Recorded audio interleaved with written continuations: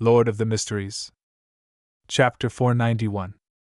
The Sherlock Moriarty in the Investigation Report. Leonard? Klein thought for a moment that he was mistaken. However, the blurring caused by the rays of light wasn't that serious. Being familiar with Leonard, he was able to quickly confirm his previous judgment. In the time it took to take a breath, Leonard disappeared, the light dispersed, and the valley returned to its midwinter silence. The scene which Klein saw in the dream shattered as a result. He opened his eyes and placed the badge he had obtained from Lenevis on the surface of the long bronze table. Is it really Leonard, or a faceless disguised as Leonard? Klein considered and flipped a gold coin.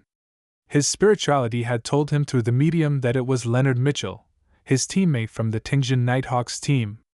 Is he the investigator, sent by the Church of the Goddess for the gathering, or is he risking his life to find an opportunity to find the revenge target, while keeping the Nighthawks in the dark?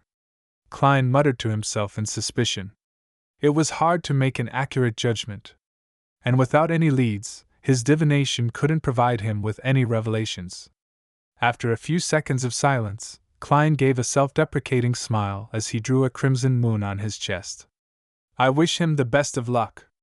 May the goddess watch over him. Klein no longer bothered with the problem, and he planned on understanding more about the gathering before deciding whether or not to participate in the future or to warn Leonard Mitchell anonymously. Backlund, in a secret room in the basement of the steam cathedral. Ekanser took off his hat, pressed down his fluffy but not soft hair, and sat in the first seat on the left. Then, he took out the ancient silver mirror of Erodes from an inner custom-made pocket in his clothes and placed it in front of him. To his right, across him, and diagonally across him, were the machinery hive mind deacons and captains, all of whom had been summoned by the member of the Divine Council, the Archbishop of Backlund, Horemheb Haydn, for a meeting. The white-robed archbishop looked like an ordinary old man, sitting calmly at the end. Seeing that everyone had arrived, he looked around and softly said, Let's start with Ekanser. Tell me in sequence about the investigation over the past few days. Ekanser Bernard pushed his hair while flipping through the thick document file, and he reported in a concise manner. Your Grace, we were in charge of Sherlock Moriarty. After a careful investigation, and with the aid of Beyonder Means, we confirmed that he was pulled into the matter. Prior to the incident, there was no evidence that he knew of Prince Edisac's problem. He and the dead Talon Dumont were friends, and he indirectly fulfilled some of the tasks entrusted to him by the prince, but there weren't many problems. At most, he had falsely made some fraudulent claims for his expenses.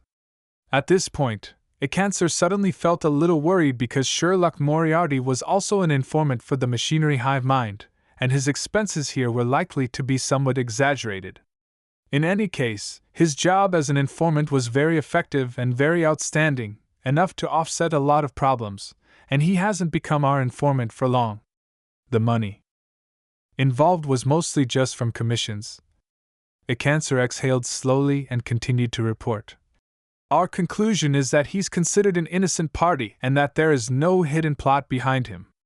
He once keenly noticed the danger of Red Rose Manor, but that is a typical example of coming to the correct conclusion from an incorrect deduction. He was afraid of the royal family's internal strife, and for this reason, he had been slow in his work and didn't do any substantial investigations. On this, he had reported it to us. Unfortunately, he still failed to avoid the matter, but he was lucky enough. He mentioned that the descendant of death happened to be monitoring the vicinity of Red Rose Manor at the time. Hence, he was rescued from the perilous situation when the meteorite fell. The signs at the scene are ample proof of how terrifying that strike was. It's likely due to 0-08. Klein mentioned the existence of Ensanguil and 0-08 in his letter. As for whether or not he knew the former archbishop and the Grade 0 sealed artifact, no one was concerned about it, because he was with Isaac Eggers for some time. It was entirely possible that he learned the information from him. This was also a conclusion that everyone subconsciously came up with. As for matters regarding Grade 0 and Grade 1 sealed artifacts, the 7 Orthodox churches constantly shared information of the rough situation with each other. The numbers were shared, and there was no repetition. However, we haven't been able to grasp the entire situation. There are 3 matters that aren't confirmed. First, 2 to 111 indicates that after Sherlock Moriarty fled into the forest, he didn't immediately escape far away. Instead, he stayed on the spot and prayed to someone. Second, it's still unknown when he and Isaac Eggers got to know each other. Third, it's still unknown how he escaped the underground ruins. It's unlikely that he could have done so with his strength. And in this process, he had even destroyed the descent ritual of the Aurora Order. A cancer finally concluded. 2 to 111 referred to the magic mirror, Rhodes. Horimic laughed after he listened to the recount and muttered, "Fraudulent claims of expenses." He then cleared his throat. In any case, Sherlock Moriarty is a hero of Backland. If he hadn't stopped the ritual in time, and if he had been frightened at that moment, and had chosen to flee, then most of us wouldn't be alive sitting here. Moreover, he has also displayed his faith in God and his friendliness towards us. As long as there isn't too much of a problem with him, then we can pretend that we don't know anything about his tiny flaws and secrets. Your Grace, this is what we were thinking as well. A cancer heaved a sigh of relief and said, "I guess his prayers in the woods, including the ritual of blowing the copper whistle, were to get in touch with Isaac Eggers. But the effects and speed can be different. In such a critical situation, the only thing he could do was to try to save himself, which is something that we deduced from the follow-up process.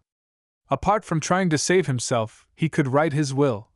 Another machinery hive mind deacon quipped before he immediately reported the portion he was responsible for. "We haven't found the underground ruin which Sherlock Moriarty described, even with the help of 2 to 111. We're still temporarily unable to grasp the locations of the royal family's high-sequence beyonders on that very day. It can be confirmed that the Church of Evernight received the information first. This came from a special channel of Earl Hall, but the specific situation is unknown. Most of the forces of the Aurora Order in Backland have been eliminated by us, the Nighthawks, and the mandated Punishers. However, I suspect that they still have some hidden strength. At the time of the incident, Sherlock Moriarty mentioned that Trissy was heading to Backland, but no one has seen her ever since.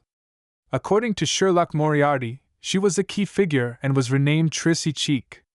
It cannot be determined what method the Church of Evernight used to capture the Demoness of Despair and the butler, Funkel.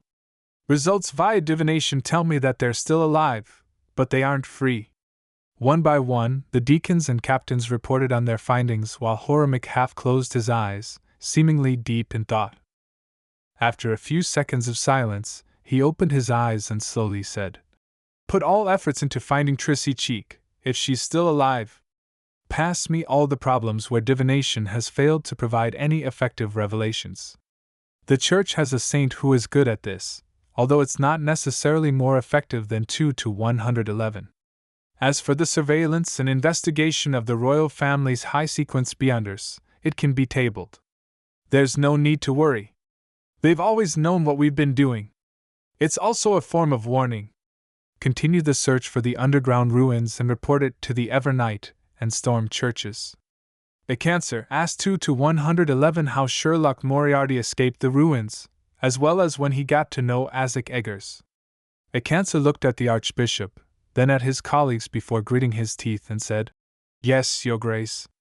He was sadly convinced that his legends were about to spread from just a few machinery hive minds teams that he was in charge of to all the beyonders of the Church of the God of Steam in Backland. After a very well-rehearsed process, he opened his mouth and said, "Honorable Rhodes, my question is, when did Sherlock Moriarty get to know Isaac Eggers?" The silver mirror, which seemed to have eyes on both sides, suddenly started to glow with an aqueous light. Quickly forming a scene, Sherlock Moriarty stood in a room, watching a rat with a rotting belly burrow into a hole in the wall. Behind him was old Kohler, and the owner of a budget hotel. He got to know Isaac Eggers while completing the bounty mission for him. That mission was issued by MI9, which originated from a coincidental conflict. A cancer interpreted the scene. With that, he chose to answer the corresponding question. He held his breath as he waited for Rhodes to give the soul-piercing question. As expected, he saw the bright red words. Do you know the feeling of trying your best to win the favor of someone, but only to end up being abandoned without any progress? This question isn't sharp enough. It's unlike Rhodes's usual style. Cancer suddenly felt that the blood on the mirror seemed to lack its usual horror and bloody sense. It appeared somewhat weak. He didn't bother to think about why and immediately opened his mouth to answer. Yes. Congratulations, you got it right. A new line of text appeared on the surface of the silver mirror. Its color was somewhat pale. January 5th, 9 a.m. With a gray scarf around his neck, Klein arrived at Rose Wharf with his suitcase and cane. The white agate was docked there, unusually large compared to the height of a human. It was said to be capable of ferrying hundreds of passengers. It had the rich characteristics of the age, with its chimneys, sails, and its 12 cannons on both sides of the ship, necessary for defending against pirates and other piers. Under Captain L.N. Cagg's arrangement, the chosen stocky sailors and crew lined up at the mouth of the gangway, some even deliberately revealing their legitimate revolvers, rifles, and knives. This gave the passengers on board the boat a greater sense of security. They were no longer afraid of the journey that would take them 9 days to complete. Klein stood below, looked up, and climbed up the hanging ladder in the undulating blue water. My travels begin. He took a step forward and sighed silently.